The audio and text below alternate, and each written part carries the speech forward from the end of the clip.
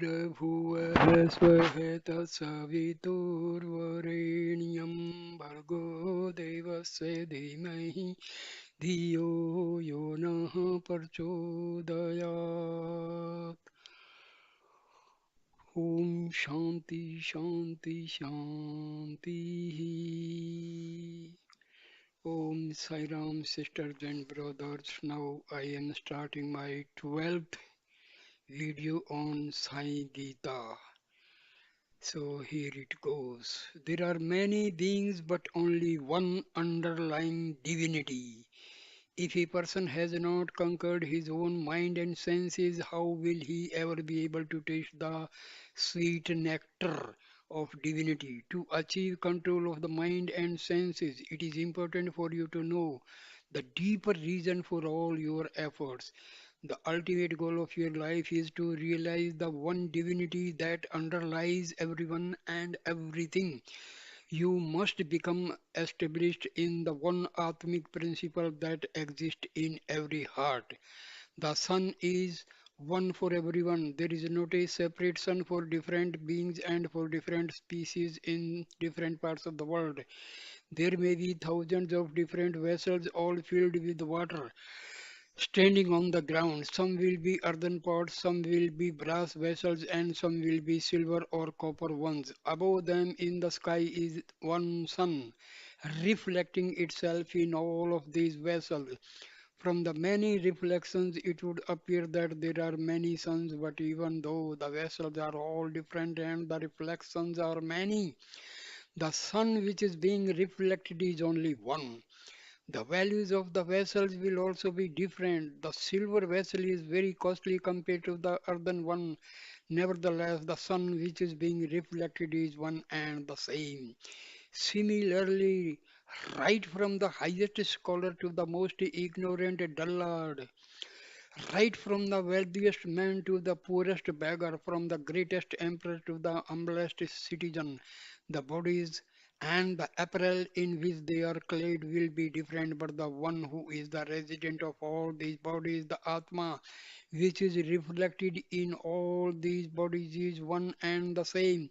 The clothes that you wear and the jewelry with which you adorn yourself may be very expensive. A poor person would not be able to have such costly things, but these are just like the differences in the values of the vessel. The divinity inside all these bodies is only one. Once you become aware of this truth and recognize the unity in all beings, you will be able to exercise sense control quite easily.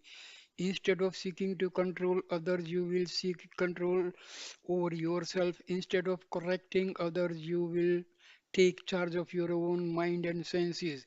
Defects and faults abide in everyone. Then who is to exercise power and authority over whom? If a person has committed some mistake, it may be your job to show him the right way, but your main focus should be to correct yourself. Discharge your duty, do your assigned work, but always remember the one divinity resident in everyone. Only wisdom can conquer ignorance. Ignorance is very deep. It covers your inner truth. It is impossible for you to remove this thick layer of ignorance by encountering it head on. In the early morning at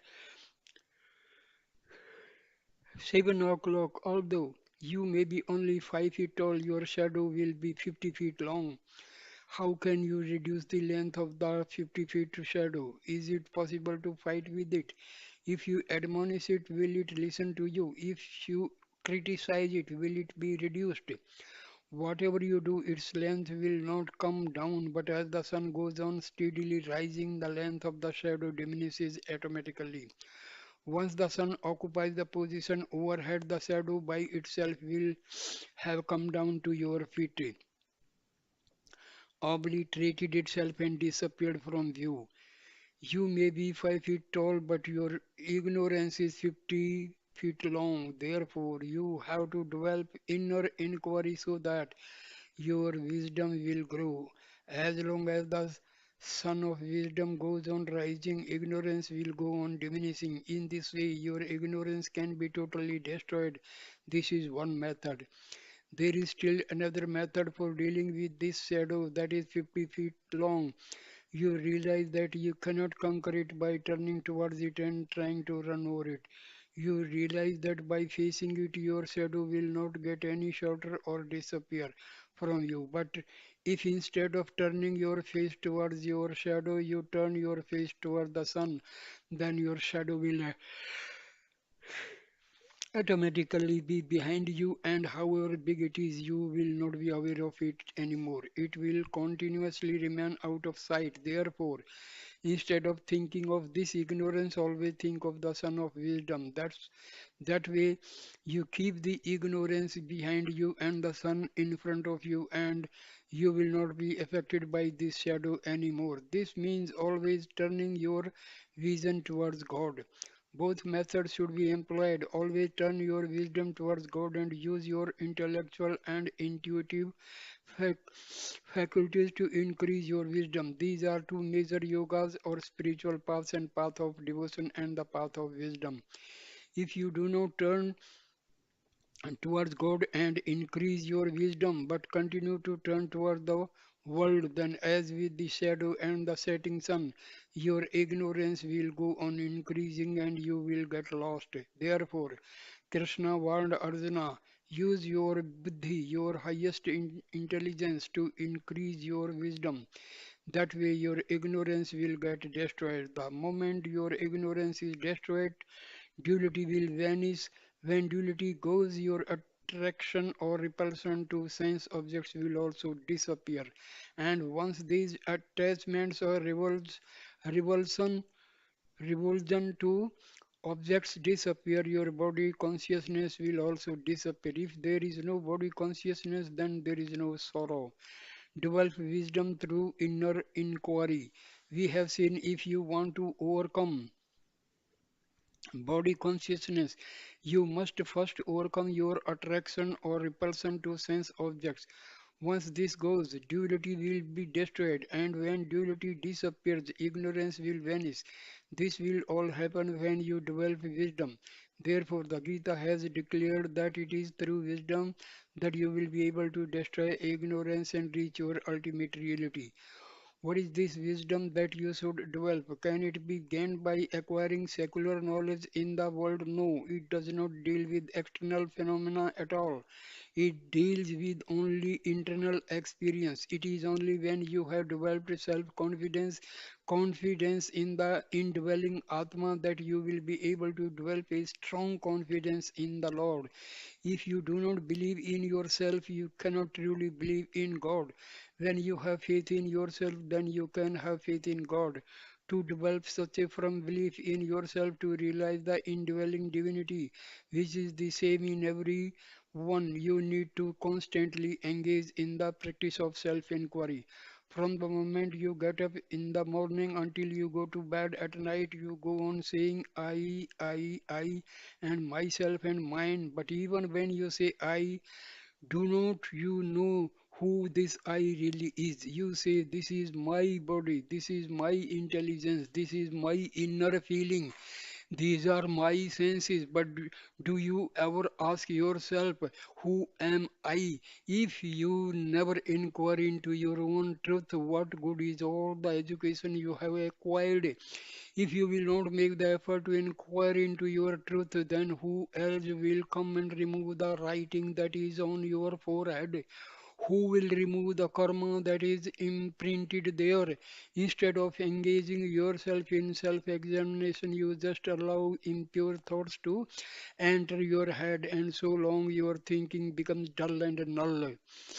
You should realize that when you say, this is my handkerchief, the one who is the you is different from the object, which in this case is the handkerchief. You say, this is my body. You do not say, I am this body. When you say, this is my body, you are declaring that you and the body are different and separate from each other. If you then inquire, who is this you, who is saying this, then you will be led to the indweller. You must inquire who this indweller is. In other words, who is owning all these things. When there is an owner can there be any meaning in saying this is my property, this is my land. Only the master who owns the property have the right to say this property is mine. For the body mind, this master is the indweller. This master will not undergo any change. He will never leave you. Therefore, by means of inner inquiry, you should try to discover and recognize this unchanging, indwelling divinity which is your true reality. Every spiritual aspirant should take up inner inquiry. In all your spiritual practice that you engage in, you should spend three-fourths of your time on self inquiry. Then you will get the full results only by using your time properly, by sanctifying your body and by sanctifying all your actions will you be able to reach the goal. The most important reason for all these sorrows you are prone to is the weakness you develop because your senses are not under your control. Use the strength you have to keep your senses under control. Put your mind on the right path and develop a firm resolve. You will gain great strength thereby. The Gita declared that you should control the senses, not that you should destroy them.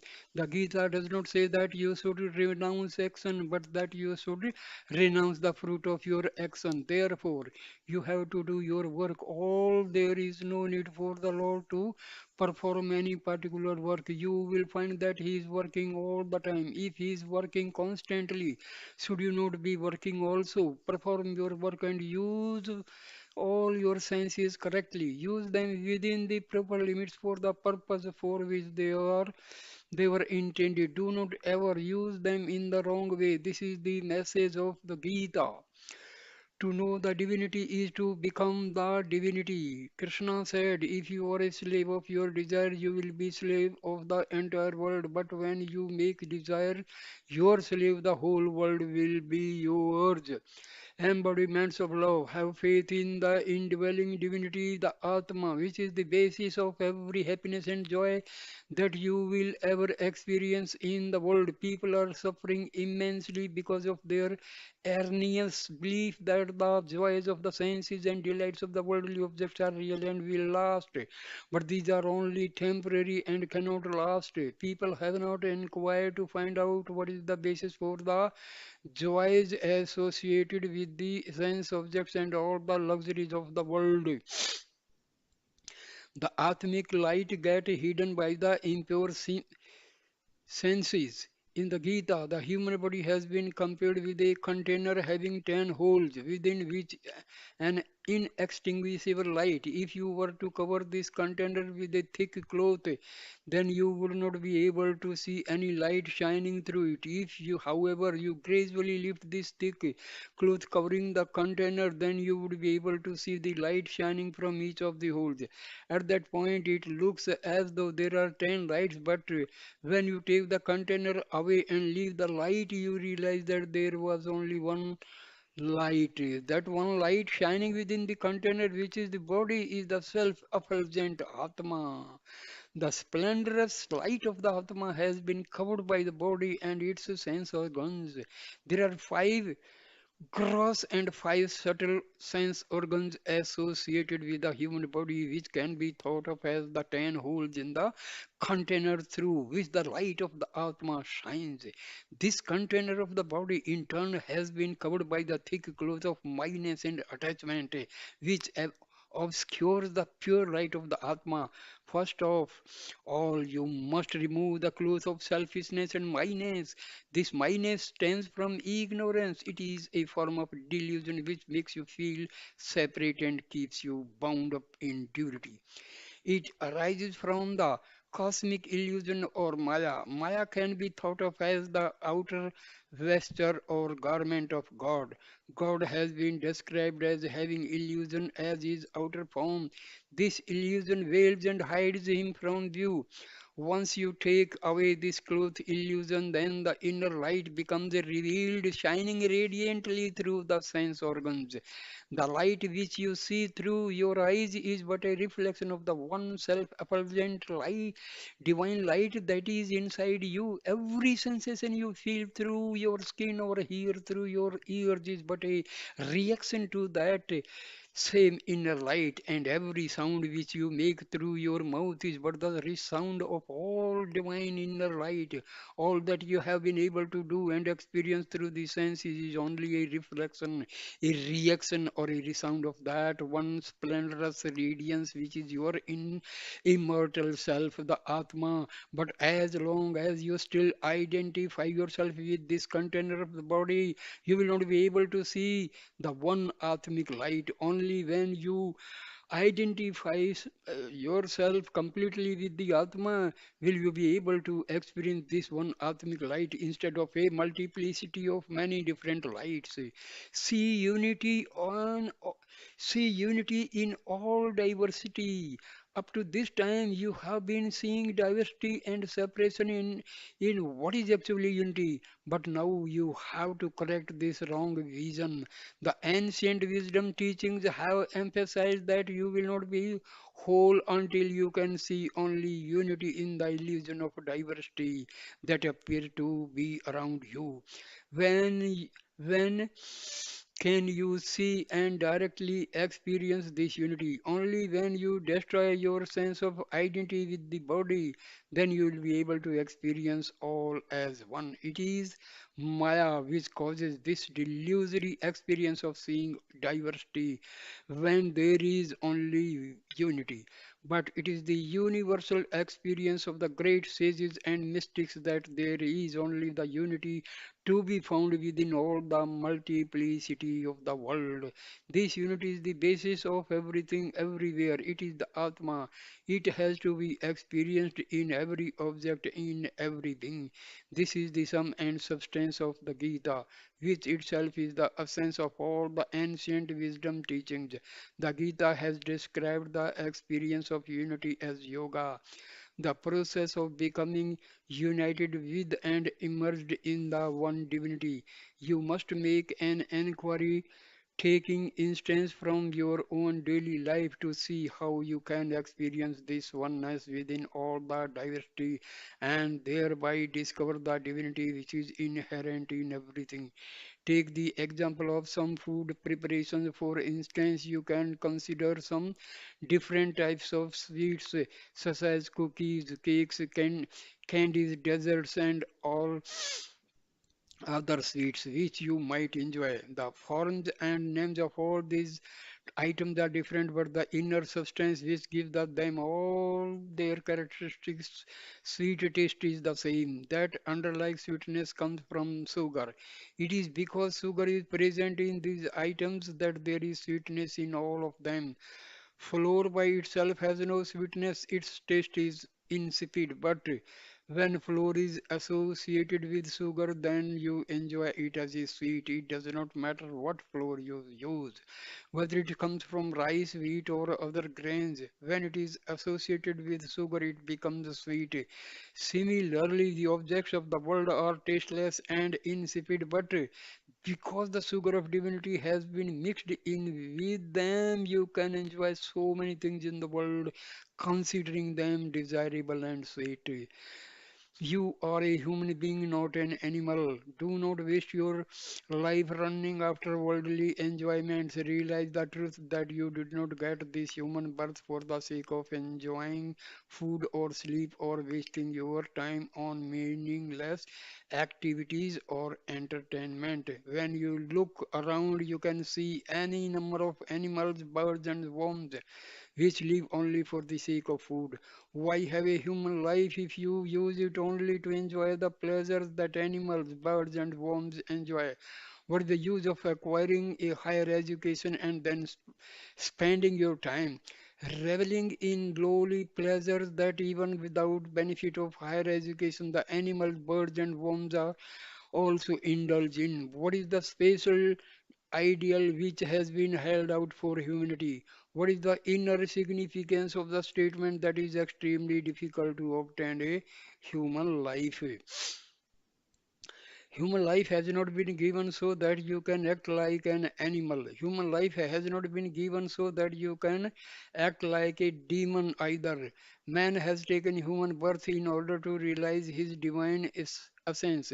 Human life has been given to you so that you can reach the highest plane of God consciousness. The same thing was taught by Jesus when he said, "Man does not live by bread alone." You have to attain an achievement which is of extraordinary significance.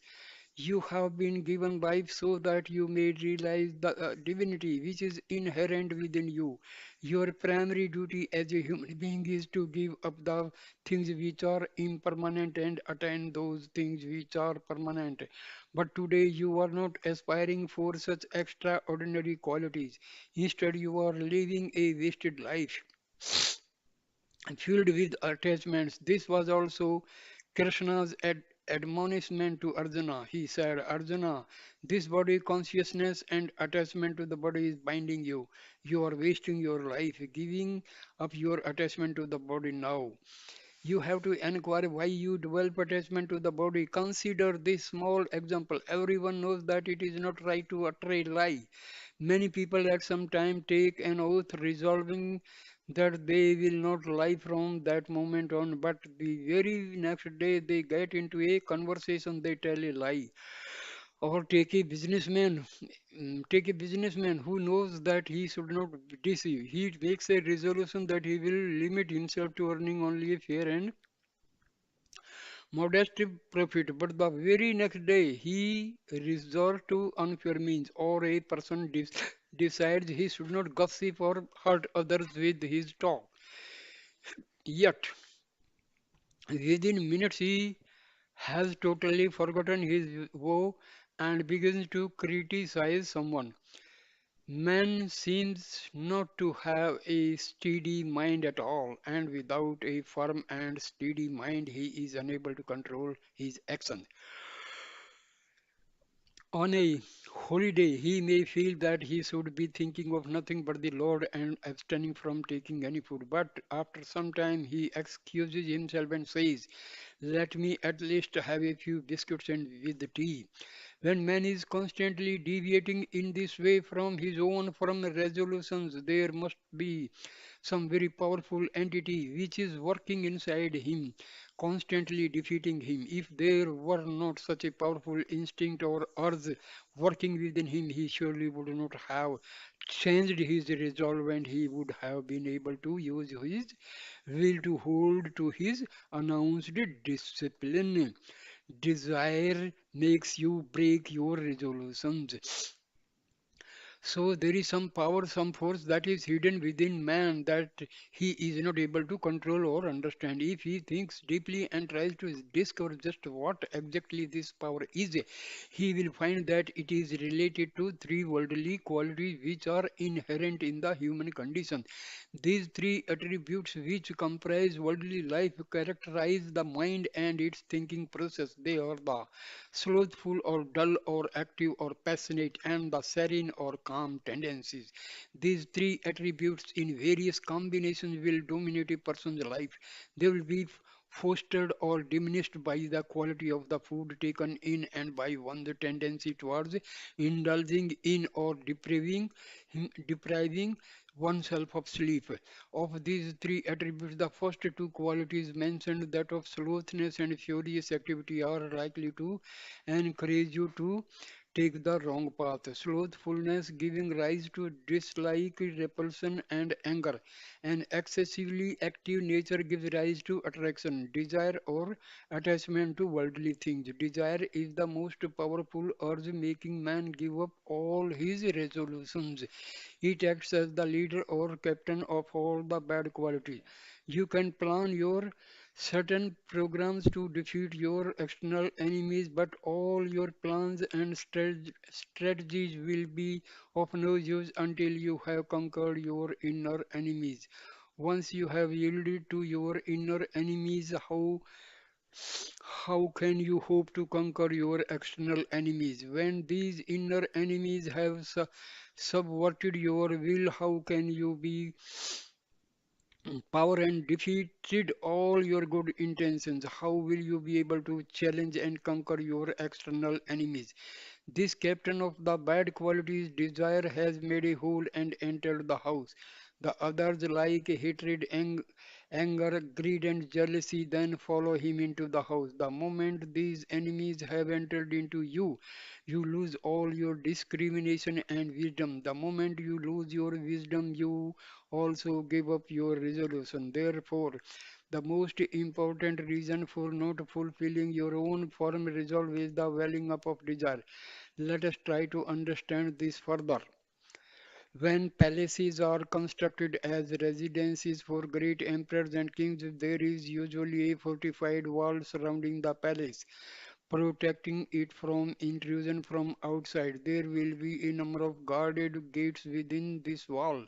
Similarly, a temple is usually situated within a compound having a protecting wall around it in which there will be number of gates or doors. The body can be thought of as the compound wall enclosing God who resides inside the temple of the heart as the Atma. An external fortress or a temple will be constructed with the help of bricks, cement, sand, and mortar. But this temple of the body is constructed out of flesh and blood. In this body of flesh there will be number of gates in the form of the sense organs. It is through these gates of the senses that desire and the other bad qualities break in and invade the inner sanctuary. The body is given to you to realize the indweller. The body gains its luster from the indweller who is God. As long as the indweller resides in the body, it will be full of fragrance and full of life. The moment this indweller leaves the body becomes foul and offensive. Without the indweller, the body is a reprehensible thing.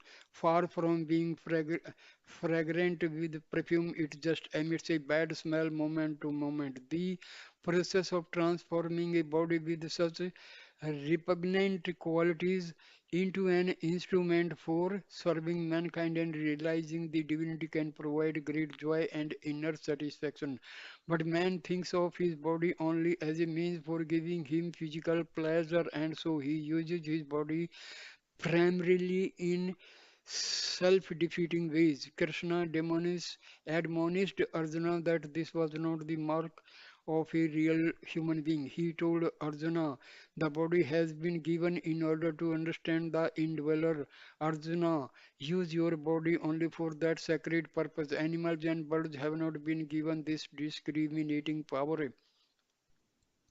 You have the capacity to experience great things through your unique ability to inquire and engage in self examination. You have to use all your powers to understand the principles which constitute human nature. First, you must understand the power of worldly desire which makes you give up all your resolutions. Of course, there must be some desire. Without desire, you cannot live for even a moment. But you must use all your desires for good. Your desires should be to help others. That constitutes living as a true human being. If you do not have the welfare of the whole society as your goal, you cannot be called a human being. Since you are born in society, since you live in the society and get so many benefits from society, you have to serve society. In serving society, you will be serving the Lord. But be it a small job or a big job, whatever you do must be done for the sake of the Lord. Whatever work you do must be converted into divine work. It must be transformed into worship. You must question every action you undertake and ask yourself, will it lead me towards the goal? When you see the Lord everywhere in everyone, then you will be doing everything with God consciousness. All the lights or energies in the body originate from the one divine light coming from God. They are all the reflections of the inner light of the Atma, which is the effulgence of the Supreme Lord. Similarly, all the light shining in individual beings come from that one light of the divinity, the one Atmic light pervading everywhere. You should always have this in your consciousness. You are able to see the external body with its features, but since you cannot directly see the Atma, you have not developed the right understanding of the infinite splendor of the Lord, who abides as the indweller in all beings. Consider a small example for this. Everything comes from the one indwelling divinity. There may be a great downpour, huge torrents of water will be flowing from the trees, water will be coming from the roof and the rain gutters, it will be coming from the overhangs, it will be spilling over from the roof of the adjoining house and running off from there only your house. It will be flooding the ground all around, causing rushing rivulets and streams. The water will be everywhere and will seem to be coming from so many different sources. But every drop of all this water can only have originated from the sky above. Similarly, all this speech, all this strength, all this beauty, all these skills in whomsoever they appear are all coming from only the one source, the one divinity pervading everywhere. You have to recognize the unity which underlies all these different traits. Once you have a firm grasp of this unity, all diversity will disappear. And once the diversity disappears, the desires will also disappear. Then when desires goes and the attraction to worldly objects goes with it, there will be no more room for repulsion and dislike leading to anger. Therefore, when you gain divine wisdom, you conquer desire and anger.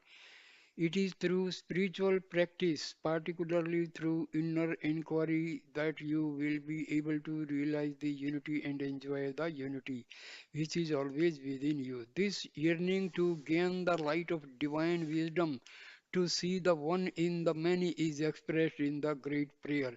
From the unreal, lead me to the real. From darkness, lead me to the light. From death, lead me to immortality. Om peace, peace, peace. Astuma sadgamaya tamsuma jyotirgamaya mriturma mritgamaya. Om shanti, shanti, shanti. Whatever work you do, if you do it for the sake of the Lord and offer it to the Lord, then the work takes on a sacred value. Anything that becomes associated with the Lord thereby becomes sacred and highly potent. Consider, for example, an ordinary rat, which is a despicable thing. If you see a rat inside your house, you take a stick and try to kill it or set a trap to destroy it. When you see it, you feel revulsion. But traditionally in India, the rat has been associated with a particular form of the divinity, Lord Ganesha, who is the embodiment of divine wisdom. The rat is Ganesha's vehicle, which carries Ganesha around. Now, if you are a devotee of Ganesha and you see images of the rat associated with Ganesha, you revere it as the sacred instrument of the Lord. What is the reason for this? The high value that the rat carrying Ganesha has been given, able to obtain is due to association with this representation of the divinity. Similarly, when you come across a snake, you may feel some fear and go to get a stick to drive it away. Or you may get a snake charmer to catch hold of it. But when the same snake adorn the neck of Lord Shiva, you worship it and offer it your prayerful salutations. What is the reason for this? The reason is that it has offered itself to the Lord and serves Him alone. Therefore, it has also become divine like the Lord. Even if it is a poisonous snake, once it has offered itself to God, it acquires fame and nobility. Association with the divine makes you divine.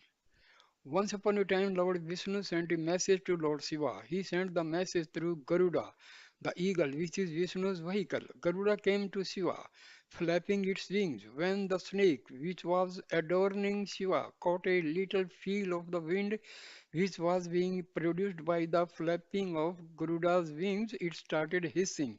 Although an eagle is the deadly enemy of snakes and a snake would normally slink away when an eagle comes near. Now this snake began hissing at Garuda. It had the courage to do this because of the great strength it got by virtue of the position it occupied around the neck of the Lord. When this snake fearlessly continued hissing, Garuda said, "O snake, you are there around the neck of Lord Shiva. Therefore, I must excuse you, but just come aside a little. Come away from there for a moment. The instant the snake leaves its position, it becomes a meal for the eagle. As long as it remains in its position, it gains great strength because of its nearness to divinity. Truly, the only I-ness that is acceptable to when you link your I with the Lord and when you say, I am one with the Lord. If instead you give up your nearness and dearness to the Lord and ego takes hold of you, then you become very mean and weak and vulnerable. If it is just a small thing, a valueless thing, once it takes shelter in the Lord, its value will be greatly increased. An ordinary stone may be lying in the street, but when a sculptor comes and shapes it into a sacred form, it is revered and worshipped in the temple. You can reflect on the extraordinary value you will gain when you associate yourself with the divinity and become one with it. There is no possibility whatsoever of any kind of smallness finding a place in divinity. In the Rama story, we have the occasion when Sita, Rama's wife, had been kidnapped by the demon king Ramana and kept captive in his palace. At the time, Ramana was suffering great mental anguish, even though 10 months had elapsed since she had been abducted. Sita would not yield to him. She would not even utter a word to Ramana. Whatever threats he made against her, she remained totally indifferent to him. This fact was noted by Ramana's wife, who went to her husband and tried to correct him. She said, Ramana, you have infinite powers. You have done a great deal of penance. You are an extraordinary devotee of Lord Shiva. You have acquired extraordinary powers to disguise yourself. You went disguised as a mendicant to take on whatever form you want. Why have not you? You went disguised as a mendicant to abduct Sita. You have the power to go in any disguise, whatever, and appear in any form. Since you can take on whatever form you want, why have not you gone to her in the form of Rama? Then Sita would have immediately accepted you. Why have you not done this? Ravana told his wife, if I were to disguise myself as Rama and take on his sacred forms, I would not have been able to retain such lustful desires. When you become one with divinity, all your little mean thoughts and ideas will vanish. They can no longer come and disturb your tranquility. Therefore, Krishna told Arjuna, when you are fighting the battle, fight, but while fighting, think of me. That is the proper way of discharging your duty. In that way, you will be upholding the high ideals of protecting righteousness and you will be setting a good example for others. You will also gain a great deal of renown. If you offer everything to the divinity, you will be successful in every endeavor. To do this, you must gain control of the senses. Slowly but surely, you must exercise control over your senses or sense organs until they come under your complete control. Then you will be able to realize your full potential as a human being. Then also you will have developed equal mindedness and you will be called a truly wise man. Now you are still living with so many attachments. When you are so bound up, how can you develop equanimity? You are keeping inner peace far away from you. All these relationships and associations that you are cultivating are constantly changing. They are impermanent and cannot possibly help you in the end. Recognize the truth which is permanent. Attach yourself to the divinity. It is ever with you. It will never leave you. The three words the gross, the subtle, and the causal. All the myriad objects you see in the world are just combinations of the five elements. Everything without exception is made up of five elements, and only the five elements. There is no sixth element to be found anywhere. Embodiments of love. There are three types of species which can also be considered as universal worlds. They are the gross physical universe and subtle universe of the mind, and the subtlest and the most pervasive of all three referred to as the causal universe. Beyond these and serving as the basis for all three of them is the transcendental, the divine principle, the Atma, the supreme itself, supreme self. The five elements, gross and subtle. A devotee who is anxious to know the divine principle and merge with it should have an understanding of these three universes. The first of these, the gross physical universe, is made up of five great elements, that is, ether, air, fire, water, and earth. Ether, which is also called space, is the first of all the five elements. It is all pervasive and very subtle. It does not have any specific attributes except sound. After that comes air. Air can be felt, but it cannot be seen. It has only two attributes, sound and touch. Next is fire. Fire can be seen. It is denser than air. It has three attributes, namely sound, touch, and foam.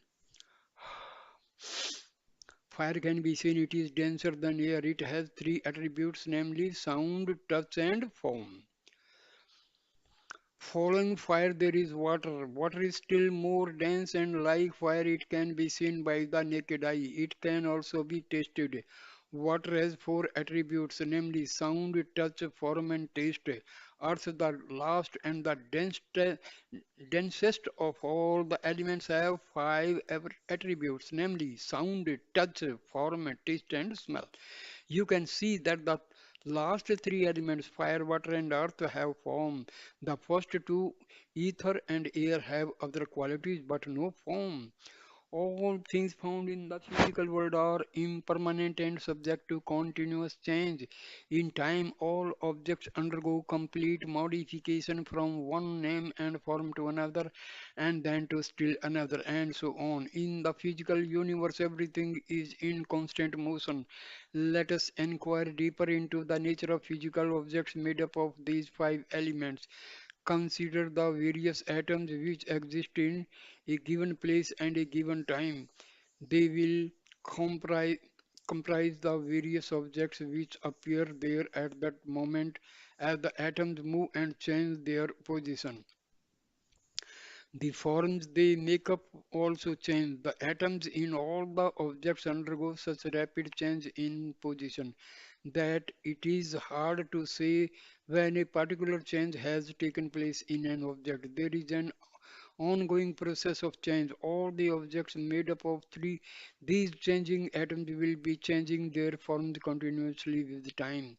The atoms which make up the human body, like the atoms in any other form, change every moment, causing the body to undergo modification. All these different changes are very much like waves, such as the waves you find in the ocean. For the waves in the ocean, there is no beginning or end. The drops of water in one wave get merged into the next wave. The waves in which those drops have been merged again get merged into other waves, and so on. This process of forms changing and merging goes on continuously. This is the very nature of the physical universe. Life is a series of waves. Humanity can also be described as a series of waves, and other living beings such as animals and birds can be thought of as other waves. Plants can also be thought of as waves, as can the insects and crawling things. The demonic forces can be described as still other waves, and the divine forces are yet other waves. In nature, it is impossible to say what aspect of any wave will merge with any other wave. Therefore, just as drops of One wave in the ocean will be mingled with and get merged into another wave. So also you may find that a wave containing human characteristics may merge into another wave containing characteristics of other living things. It is one continuous process of change and modification. In this way, life itself can be described as a series of waves. In the same way that the body undergoes change, the mind also undergoes change. Human nature is associated with the thinking process, which is the result of a continuous string of thoughts. These thought processes are all impermanent, they constantly undergo change. We see that everything comprising human life is undergoing change unless you are able to recognize the six principal types of changes which occur in life, namely birth, growth, maturity, decline, degeneration, and death. You will be deluded into thinking that life is permanent. The root cause of such lack of understanding is ignorance, which gives rise to the ego and egoistic feelings of self delusion. The physical universe contains billions of suns, each with its own world. There are countless planets, big and small, and innumerable beings. In this entire vast universe, the Earth is smaller than even a tiny drop on this earth. India is just a little country. In this little country, there is a small state. In this small state is a very little district.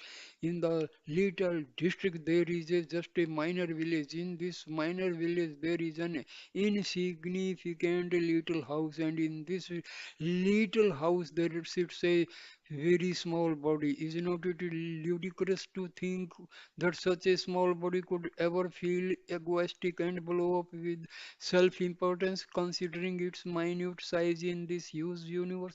When you think of this world and your own place in it, you can see that physically you are the merest speck in that vast totality. Can such a tiny speck ever hope to understand the totality? Can a mere little ant ever hope to measure the whole ocean? And yet this ocean itself is constantly undergoing change, and so does the whole earth, and so does everything else in the physical universe. The world in which you are living is completely temporary and transient. How can an insignificant temporary thing living in a transitory world try to understand the infinite, limitless, permanent entity? To understand the permanent entity, you must occupy a permanent place within the permanent entity. Body, personality, and individuality are all temporary. They can be compared to a mirage. Man is trying to quench his thirst from a mirage. A mirage appears to be made up of water, but there is no real water. There are no clothes can be wetted from a mirage. No bucket can be filled there. You can never slake your thirst there. In the same way, your body and your individual nature can never satisfy your thirst for the true joy that you are seeking. But for the divine principle, the world is totally inert. The whole vast physical world is something like an atom in the mental world, just as your body is like an infinitesimal atom in the universe. But in this incredible huge mental world is itself only the size of a mere atom in the causal world. The physical world, being made up of five gross elements, can be apprehended by the five senses of perception. But since everything in the physical world is made up of the five elements, and only the five elements, this world is totally inert and insentient. Here, the divine principle is inherent in it. This divine principle is also to be found in the mental world. Since the mental world is made up of same five elements in their subtle aspects, this world is also inert and insentient. But just as the divine principle as indweller is inherent in the inert body activating it, and it is inherent in the inert mind vitalizing it, so also it is inherent in these inert physical and mental world, energizing and vitalizing them. The divine principle which brings energy and vitality to the physical and mental world shines forth most splendidly from the causal world and subtlest of these vast universes. To understand this process, consider the reflection in a mirror. The image or the reflection has no independent existence of its own. It can shine and the seen only when the object which is being reflected is luminous, and it can move only when the same object being reflected moves. All the apparent luster of things making up the world arises from the causal world and is then reflected by the mental and physical worlds which act as mirrors. Just as the effulgence of the sun gets reflected by the moon, the effulgence present in the causal state gets reflected in the subtle mental state and the gross physical state. Now, suppose you wanted to decorate the reflection which you see of yourself in a mirror. Could you do it so that you would remain there permanently? When you see your face in the mirror, could you paint a dot on the forehead of your image in the mirror and keep it there? No, it would be a futile effort. If you were to paint a dot on the mirror where the center of your forehead is on your image, then as soon as you move, the image would also move, and the dot which was formerly on the center of your forehead would now before your ear. Whenever you moved to one side, the image would also move to one side, and the dot would no longer be in the center of the image. Then, is there any way that you can put a dot on your forehead of your image in the mirror so that it will remain there no matter what happens?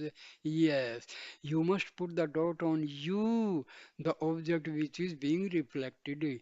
Then you can move in any direction or even turn the mirror to one side or the other, and the dot would not move on your image. Here is a small story which will illustrate this principle.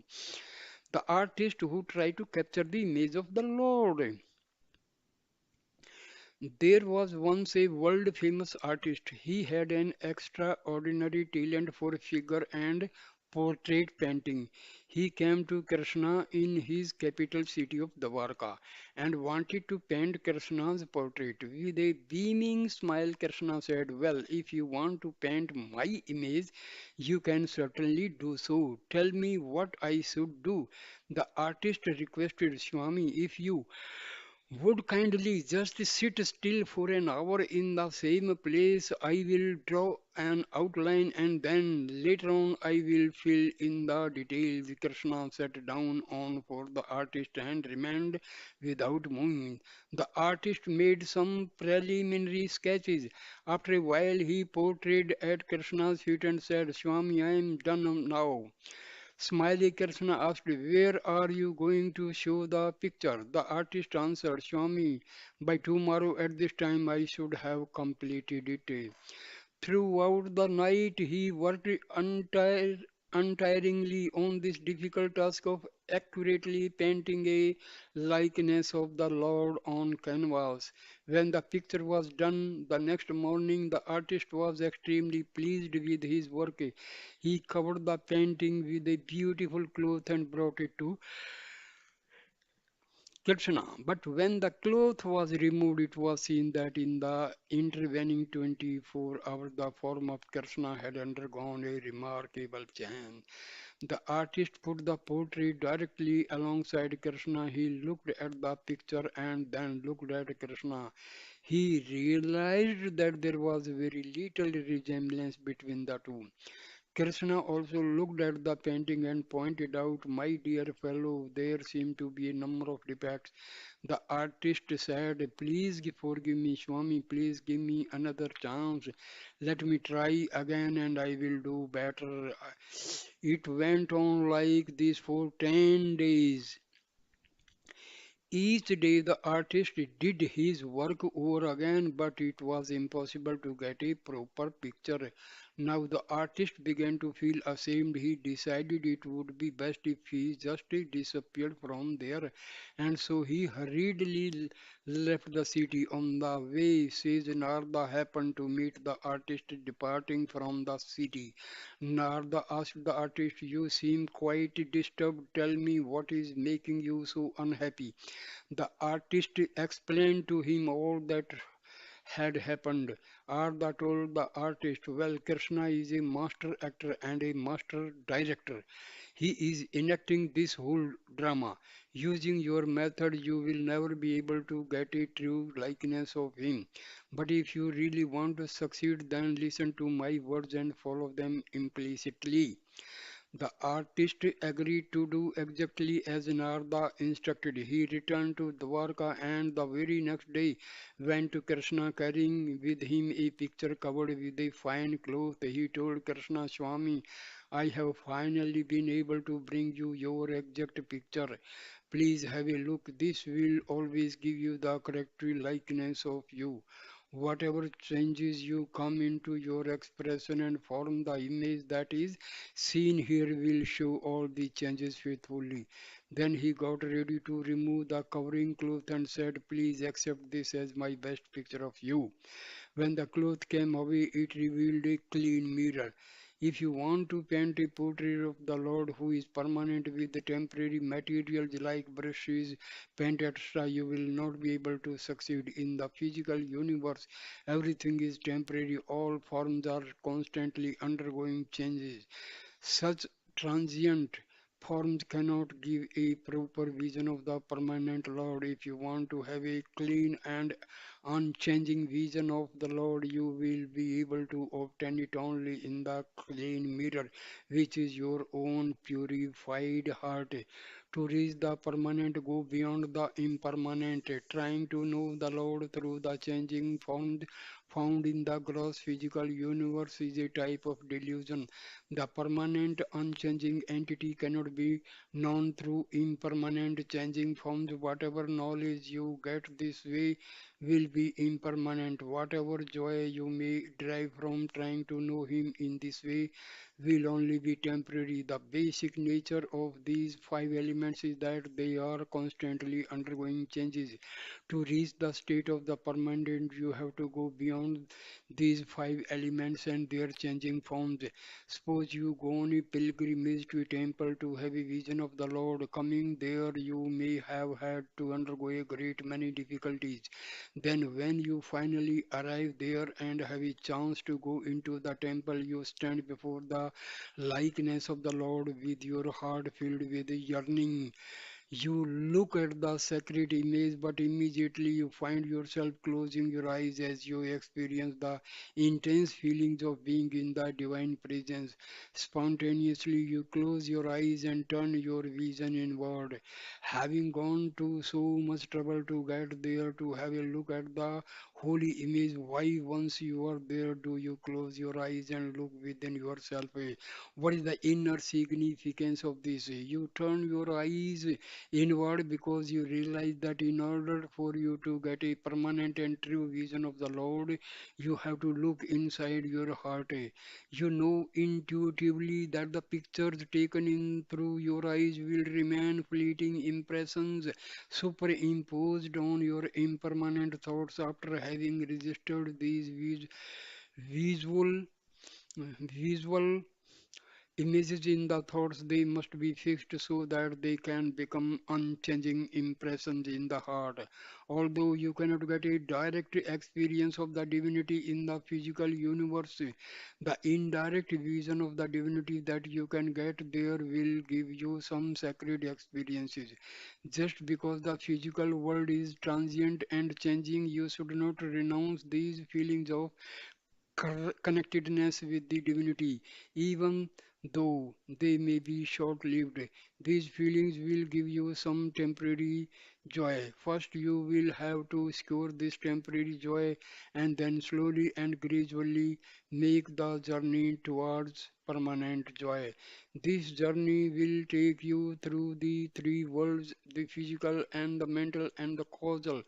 going from the grossest to the most subtle. It is only in the causal that you will find the image of real truth.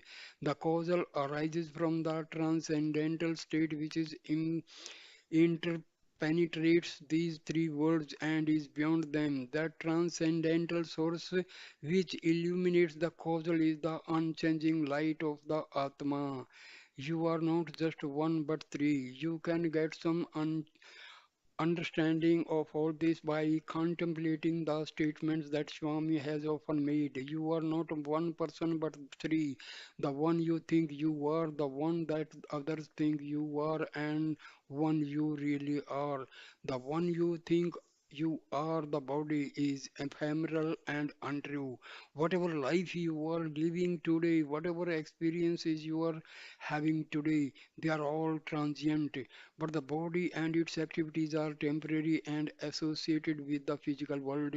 Now, when others think of you, they do not know only the terms of your physical makeup, but also in terms of your personality and character traits.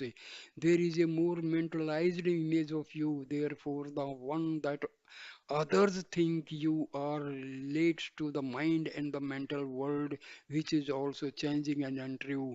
But the one you really are is the Atma, the unchanging truth, shining in the causal state.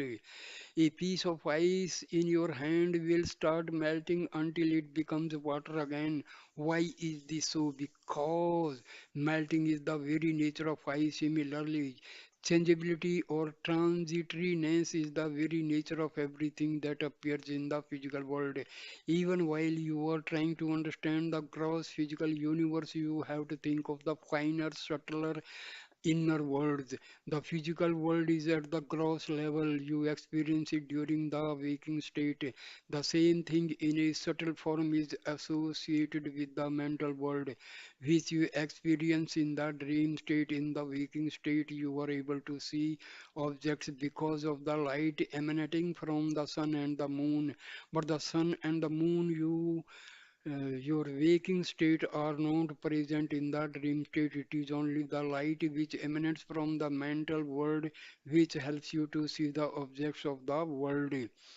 The moment you push aside the gross, the subtle light becomes evident inside. During the day, you are not able to see the stars, but just because you cannot see them does not mean that they are not there. Stars continue to shine even in the daytime, and yet, because the sun's effulgence is so great, you cannot see them. As the light of the sun becomes dim at dusk, you begin to see the shining stars. Behind the gross, the subtle, behind the subtle, the causal. Behind the outer, grosser experiences lies the subtler, finer experience from which the outer has sprung, and within the subtle can be found the template for the gross. Even in the childhood of great spiritual teacher, you can see the mark of one whose mission it is bring light to mankind. And when you apprehend this underlying subtle quality of that being, you clearly see how it has shaped every aspect of that little life through its outer manifestations and through every major period of life. There is another state that transcends both the gross and the subtle, that is the causal. The causal state does not have any movement, it does not undergo any change within it. Within it is be found the self-effulgent light of Atma. It is because of this all-pervasive light of the Atma shining in and through the causal state that you are able to experience the mental and the physical worlds. If there were no subtle mental world, there could be no gross physical world for you. But if there were no causal, there would be neither subtle mental nor gross physical world for you. To realize your divine state, your journey has to take you from the physical through the mental to the causal. Your truth is rooted in the causal. You must use the physical to reach the mental and the mental to reach the causal. Ultimately, it is the light of the Atma, the indweller, which activates and visualizes all of these states of experience. The Atma is the source and the substratum of all three worlds. In the ocean, you will find waves and swells and foam on the surface. large-scale currents below the surface and the stillness of the deep ocean regions far below. The waves and foam, the currents and the deep ocean waters are not different. Water is the common element which interprets all of them, but it appears as if waves, the currents and the deep ocean are different.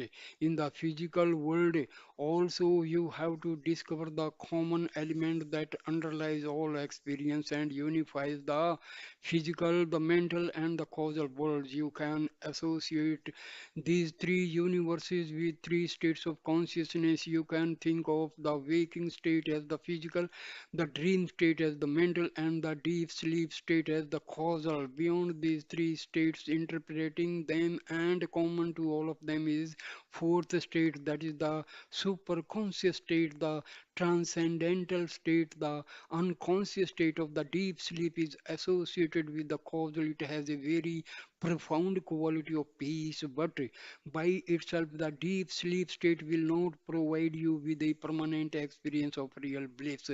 The bliss is there, but you are not conscious of it. It is only after you come back to the waking state from deep sleep that you remember the serene feeling of total rest you were enjoying. However, in the superconscious state, you will be able to enjoy eternal peace and bliss and be fully conscious of it always. So here I ends this 12th video. Sairam, thank you so much for watching this, for listening this great video. Please like, comment and share the video and subscribe my channel. Thank you so much, my dear